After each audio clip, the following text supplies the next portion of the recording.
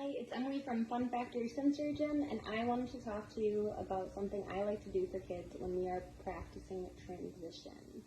Transitions are any time you're moving from one activity to another, even if you're staying in the same place, or it could be also changing locations. You're moving from one room to the next room, you're moving from the house to the car.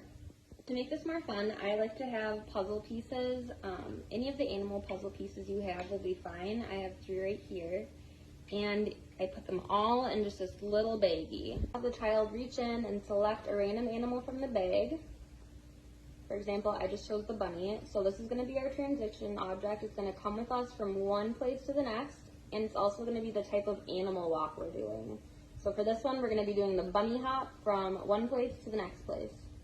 So the bunny hop is pretty self-explanatory. We're just going to crouch all the way down and jump all the way to the next place. Trust me, it's a lot more fun with the kids.